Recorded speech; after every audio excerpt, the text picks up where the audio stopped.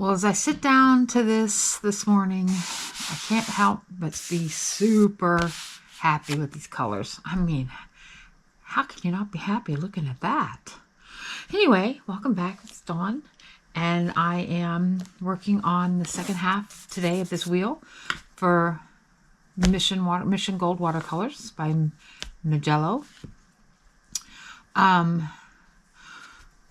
I mentioned, I'm working in a book I made myself. This is a sketchbook that I've covered in collage, both front and back. Just a little bit of scrap usage. Ooh, something stuck there. That I collage strips and then put the strips on the book. And this is Strathmore paper. It is series 4. And it's just a book where it's one of my first bookbinding attempts, actually. And I just play with colors in this book, and colors make me happy. So the latest thing I've been working on are swatching out these 34 colors, and so I've split it into 2 wheels. And I did a little schoolyard pick'em to decide, you know, what orangey bibs go in each wheel. I just lined them up and did every other, and then I had 4 left over, and they're going to go down here. And then there's another 6 that are browns. They're burnt sienna, raw umber, sepia, etc. So I will do those because browns have their place. In as much as I love color, I also love browns too. Browns, I'm a grungy girl and I love my browns. So we will get to those. Probably we'll do those next.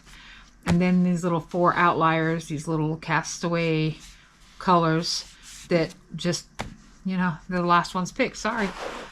And instead of putting these in a palette like I've been doing before in other swatching videos, I'm just opening up the tubes and gas pour using my brush, my number 5, and putting them inside the lid or the tube and just pulling it out, because I don't need a lot of pigment to do these.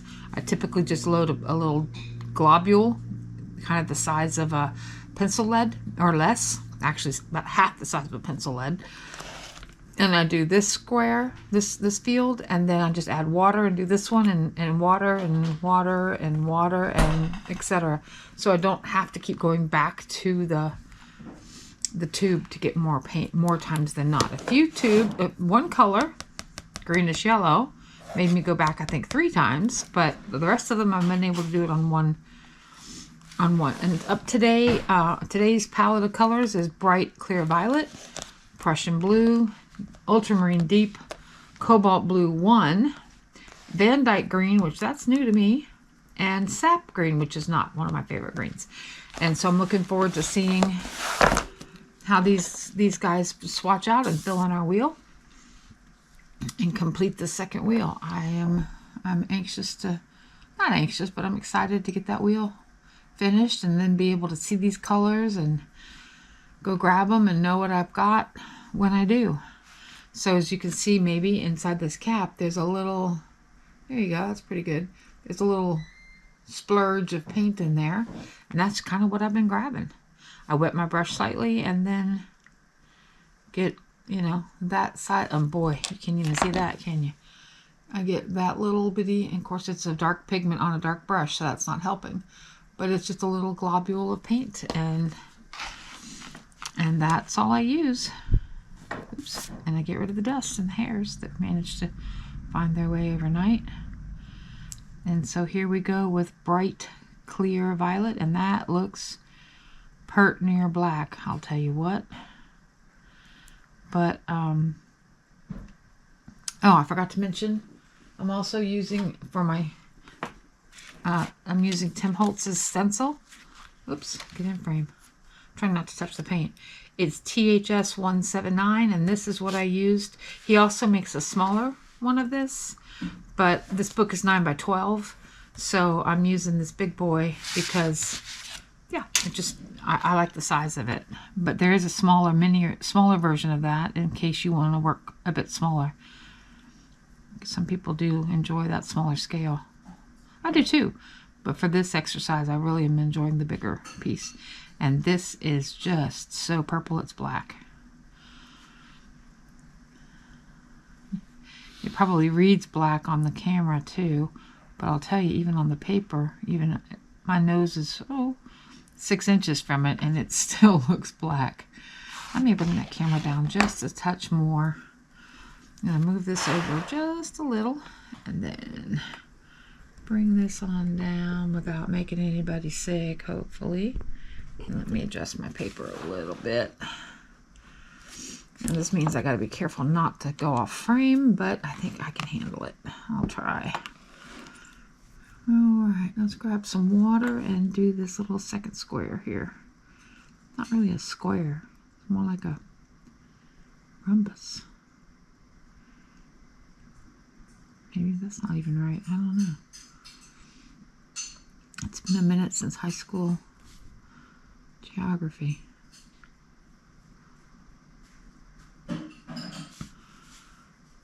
Hopefully some of that purple, some of that violet is showing up on camera now. Kind of still looks black. I can see it here, and I may have gotten too much pigment in that example. And I may have to offload some pigment here. This is very saturated. Yeah, I think I'm going to offload some pigment. I've got a little enamel tray over here to the side that I'm just going to scrape some of this pigment back and create a slightly better example here of what it should be one step up. I think that's a little better, but it's not balanced. But we're not going to fiddle with it too much here. We really aren't. The goal is here just to play with these pigments and see what we can come up with. All right, let's move on. This isn't artwork. This is just play.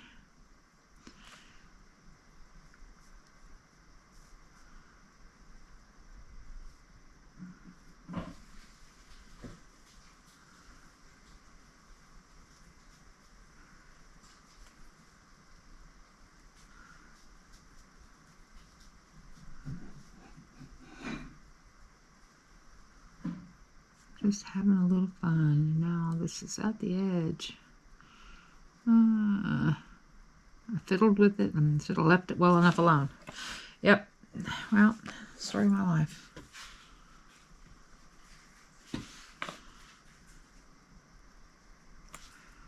Alright, grab some water and do this one.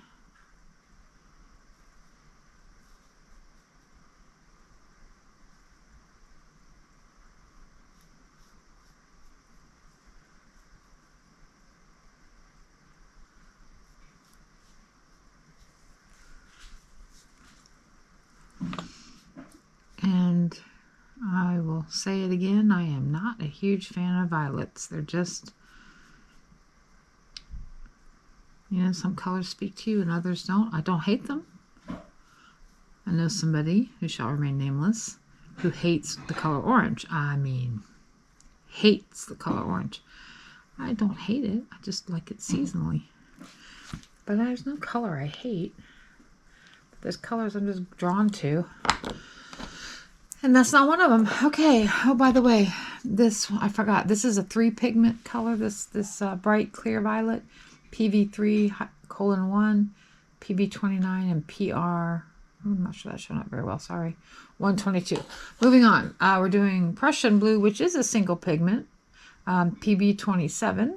And so we appreciate single pigments. Make Mijello. We like that. We like it, we like it. Make sure all that violet's off my brush. Usually by the time you get down to that last square, it's pretty. Now see, this cap, I don't have any pigment in to speak of. I don't have any globule. It's just a little tiny bit of residue, and I'm going to grab a little of that, but I'm really going to have to kind of dip in the tube here. I have to dip in this tube and just grab a little bit off the edge. That should do it, maybe. Prussian blue is probably one of my favorite blues. In the blue, and what I would call a true blue category. peacock blue in this brand is my favorite blue-green. But in other brands, I have favorite blue-greens like Phthalo Turquoise with Daniel Smith. Oh, that color is scrumptious. But peacock blue is pretty yummy. He's over here. I did him yesterday. Nope, 2 days ago, I think. Okay, Prussian blue is looking good as usual. This is just a really pretty blue that I find mixes well, plays well with other colors. And then it's a good standalone color too. Some colors I think are just totally meant to be a mixing color, like opera pink or bright opera, or but standalone, you know, I would struggle to find an application. This color, Prussian blue, I think it works standing alone or mixing. But that's a very personal decision, and your mileage may vary. All right. I'm worried I won't have enough pigment load in this brush for that last square, last rectangle, but let's see. Nope, this is just going to be nothing. All right, so let's get a little more pigment on the brush. Let's go back here. Let's make this a tad darker. And then we'll make this a tad darker as well.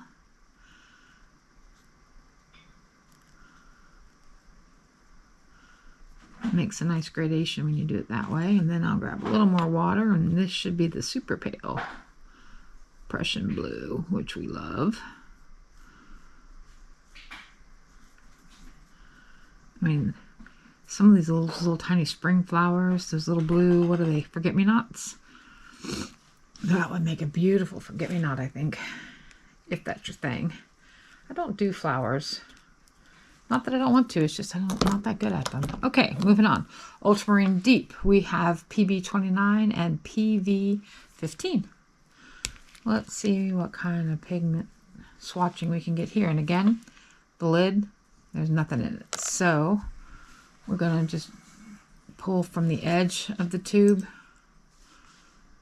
and just grab a little, oops, in camera.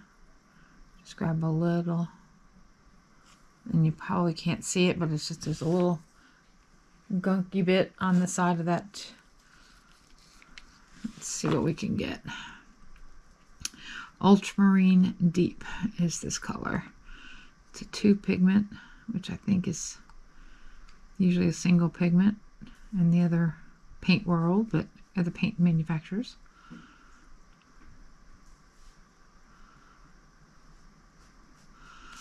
That is a nice rich blue. A lot of artists use this for sky. They also talk about how granulating ultramarine is, but I'm not sure this one's going to be. Well, we're about to find out.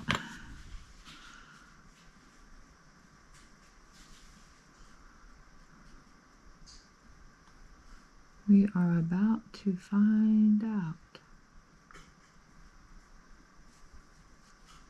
It doesn't feel like it's going to be granulating at all. And I'm sure there's ways to keep it from being granulating. I don't know what that process would look like, but again, I don't think I got enough pigment to stretch it out across the 5 squares, but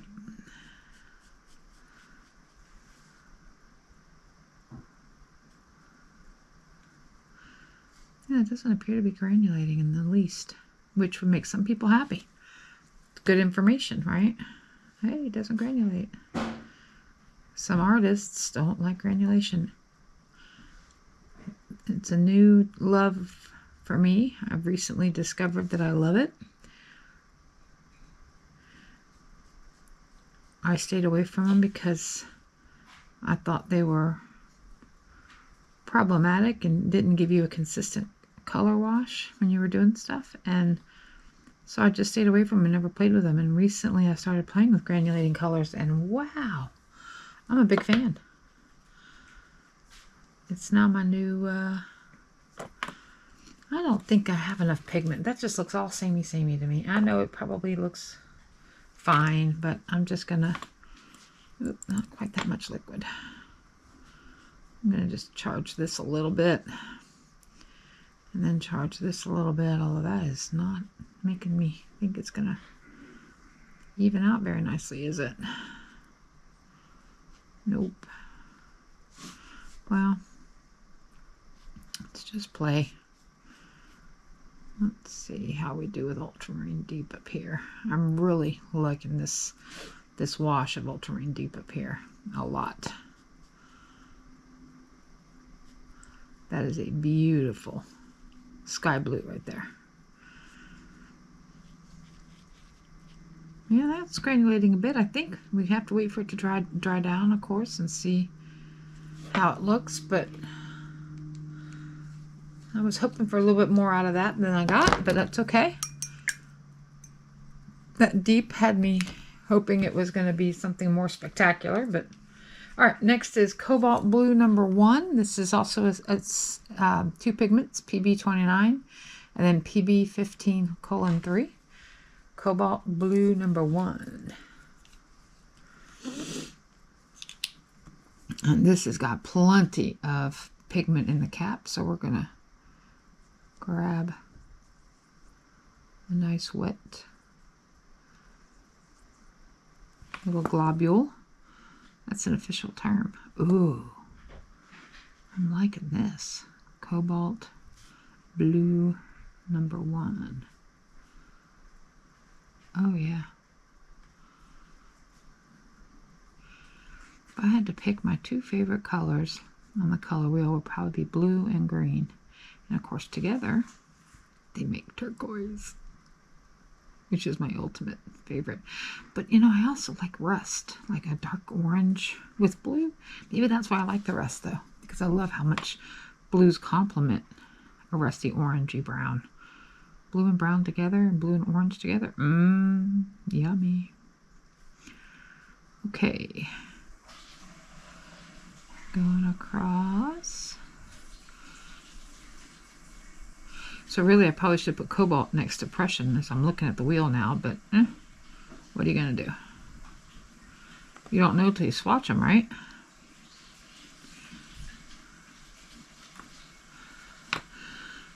Nobody's gonna care. Least of all me, and this is my book, so.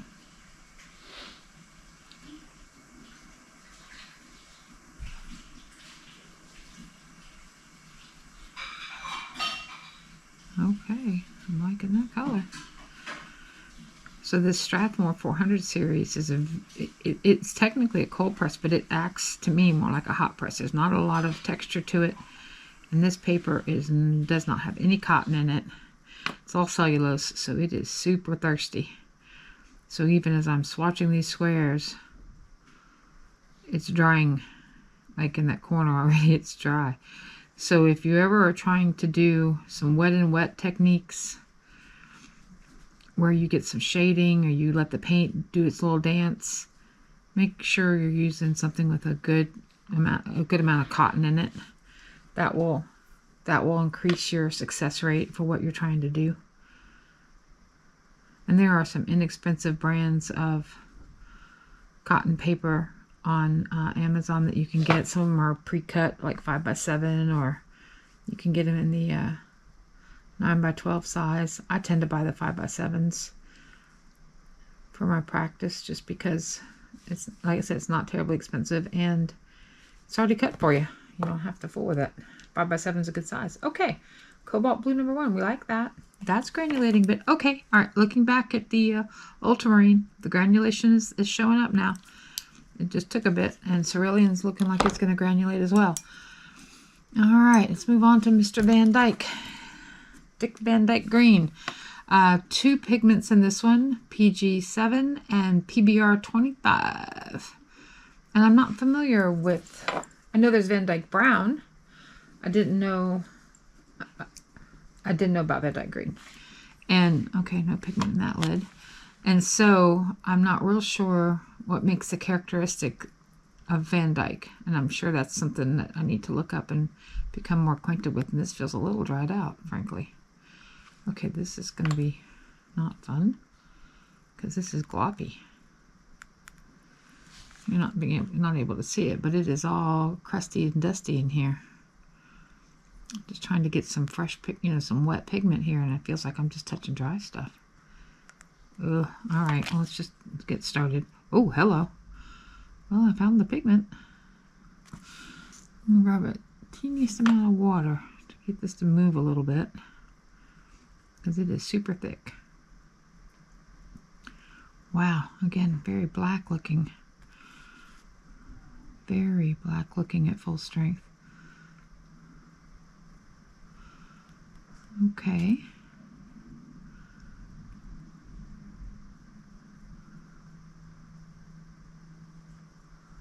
Very black.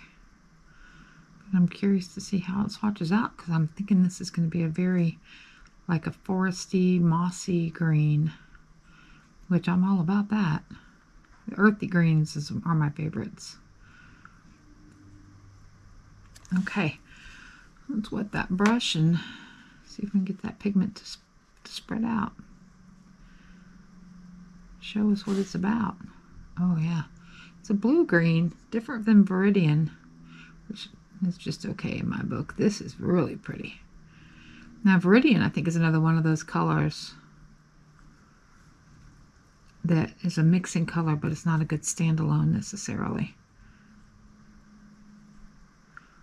Wow, it's very pigmented.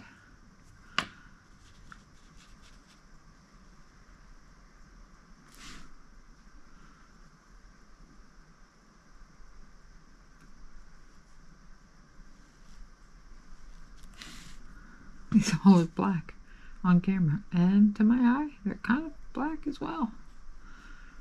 We're gonna have to take some color back or something. This is just too much. I probably just got too much on my brush because I couldn't see it, and it's a dark color, and I was having to stick it down in the neck, way down in the neck. Wow. All right, we gotta do some recovery work here. All right, let's start with this one. Let's go ahead and do this super pale one, hopefully.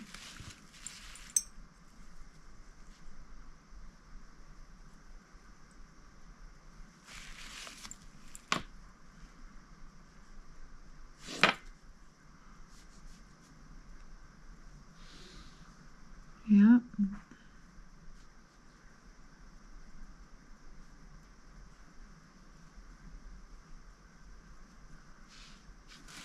All right, now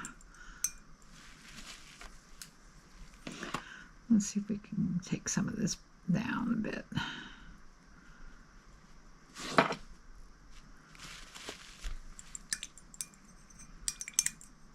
I rarely rinse pigment off in the water, but this is an emergency, I tell you.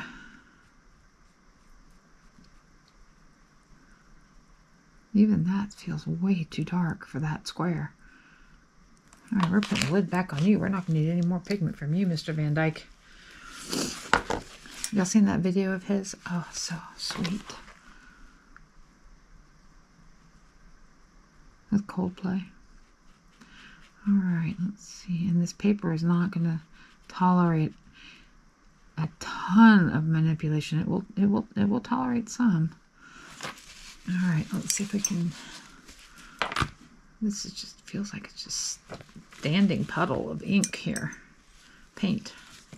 It's not ink, it's paint. But it looks inky black because it's so stinking dark.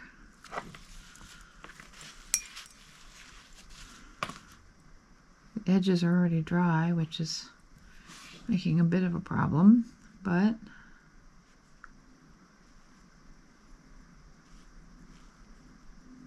we'll do our best. There we go. There's that mid-tone that was hiding.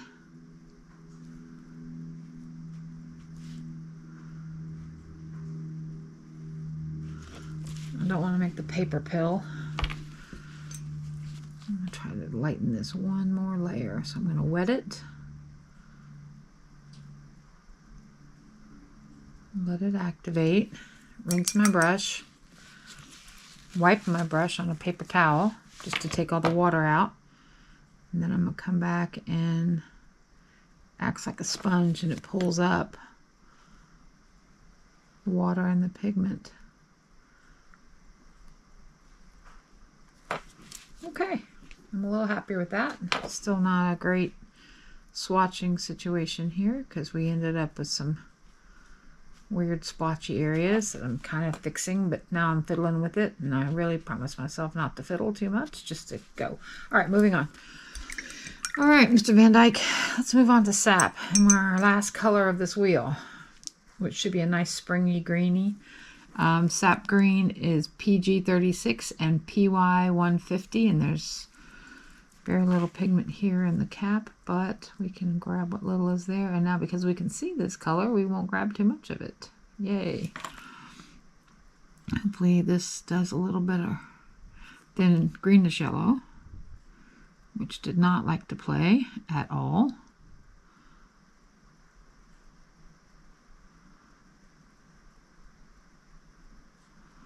Okay. We like that. I'm not sure that's pigmented enough for the whole series, but let's go.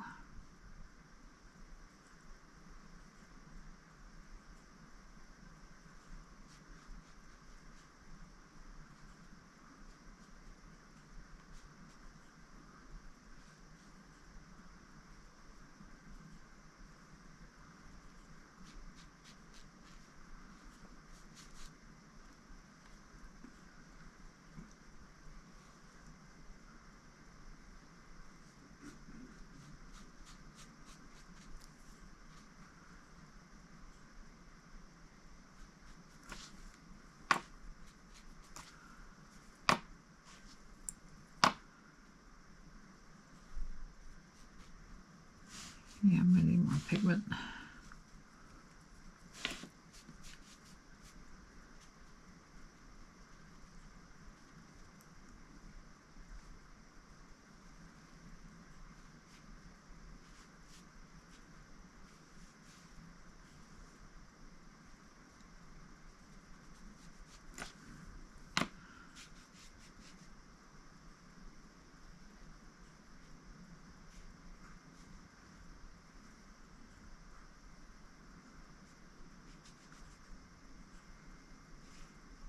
Okay.